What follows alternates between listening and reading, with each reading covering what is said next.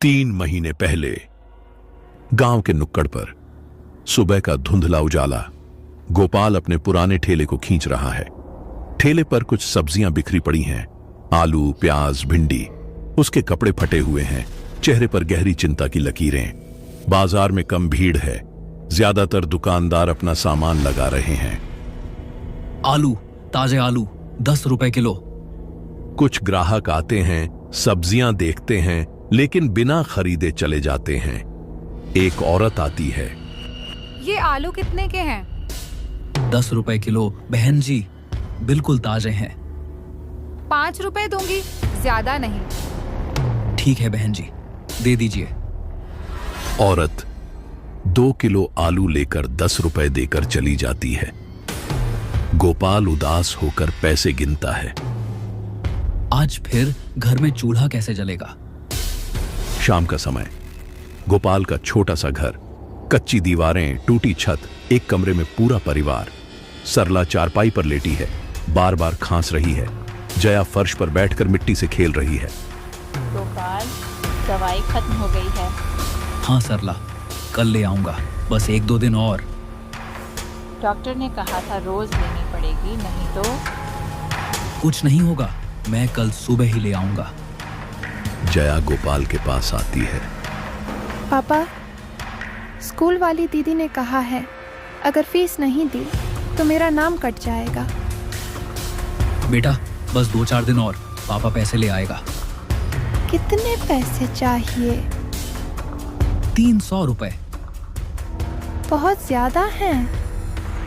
नहीं बेटा, बिल्कुल नहीं। रात का समय। गोपाल घर के बाहर बैठा है, सिर हाथों में दबाए हुए। हे भगवान, अब तो किसी शैतान से भी सौदा करना पड़े तो कर लूंगा। गांव के बाहर टूटे कुएं के पास रात का अंधकार, पूर्णिमा के दिन बाद का चांद, हल्की रोशनी। गोपाल घर लौट रहा है, ठेला खींच रहा है। हवा में सन्नाटा है, सिर्फ उसके कदमों की आवाज सुनाई दे रही है। आज भी कुछ नहीं बिका, कल क्या करूंगा? अचानक कुएं की तरफ से हल्की सरसराहट की आवाज आती है। गोपाल रुकता है। कौन है वहां? कुएं के पास एक आकृति दिखाई देती है। धीरे धीरे एक आदमी की शक्ल साफ होती है। सांवला चेहरा, लाल आंखें, गले में मुंडमाला। वो बाबा का रूप है, लेकिन कुछ अलग है उसमें। परेशानी है बेटा? जी बाबा, आप यहां इस वक्त? मैं वहीं जाता हूं जहां दुख होता है। तेरे चेहरे पर तकलीफ साफ दिख रही है। बाबा, बहुत परेशानी है। घर में बीवी बीमार है, बेटी की पढ़ाई रुक गई है, कमाई नहीं हो रही। समझ गया, देख बेटा। बाबा अपनी जेब से एक लाल धागा निकालता है। धागा हल्की लाल रोशनी छोड़ रहा है।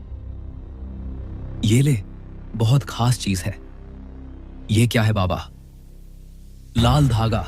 हर अमावस्या की रात इसे सरसों के तेल के दीपक में डाल, जो चाहे मांग ले।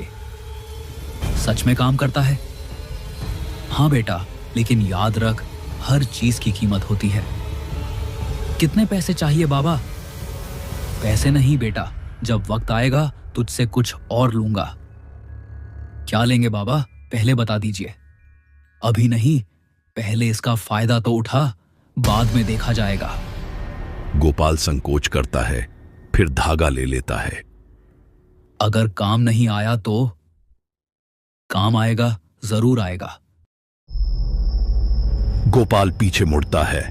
बाबा गायब हो चुका है, सिर्फ हवा की सरसराहट सुनाई देती है। गोपाल का घर, रात का समय। सरला और जया सो रहे हैं। गोपाल चुपचाप एक छोटा दीपक जलाता है, उसमें सरसों का तेल डालता है। पता नहीं ये सही है या गलत, लेकिन और कोई रास्ता नहीं। वो धागे को दीपक में डालता है। अचानक दीपक की लौ नीली हो जाती है। कमरे की खिड़कियां अपने आप खुल जाती हैं। ठंडी हवा अंदर घुसती है। ये क्या हो रहा है? वो आंखें बंद करके मांगता है, कल मेरी कमाई दोगुनी हो जाए। लौ वापस सामान्य हो जाती है। खिड़कियां बंद हो जाती हैं। सन्नाटा छा जाता है। लेकिन दीवार पर एक परछाई हिलती दिखाई देती है। कौन है? परछाई गायब हो जाती है। अगली सुबह बाजार में गोपाल का ठेला। आज कुछ अलग है, ग्राहकों की भीड़ लगी है। भैया, ये आलू कितने के हैं? 10 रुपए किलो। ठीक है, 5 किलो दे दो। गोपाल खुशी से आलू तौलता है। मुझे भी प्याज चाहिए, 4 किलो। भिंडी दे दो 2 किलो। एक के बाद एक ग्राहक आते रहते हैं। दोपहर तक गोपाल का पूरा सामान बिक जाता है। 1500 रुपए, इतने तो कभी नहीं कमाए। शाम को घर लौटते समय वो दवाई और जया के लिए मिठाई लेकर आता है। घर पहुंचकर इतने पैसे कहाँ से आए? दवाई भी ले आए? आज बहुत अच्छा बिजनेस हुआ। देखो, जया के लिए मिठाई भी लाया हूं। वाह पापा, आज तो आप बहुत खुश लग रहे हैं। भगवान का शुक्र है। रात को जया खेल रही है। अचानक वो चिल्लाती है। पापा, दीवार पर कोई खड़ा है। कहां बेटा? यहां तो कोई नहीं है। सच में पापा, लाल आंखें थीं उसकी। बुरा सपना होगा बेटा, सो जा। लेकिन गोपाल परेशान है। वो खिड़की से बाहर देखता है। एक परछाई दिखाई देती है, फिर गायब हो जाती है। 2 हफ्ते बाद फिर अमावस्या की रात गोपाल दोबारा दीपक जलाता है। इस बार मुझे पक्की दुकान मिल जाए। फिर नीली लौ, ठंडी हवा। इस बार परछाई साफ दिखाई देती है, लंबी काली आकृति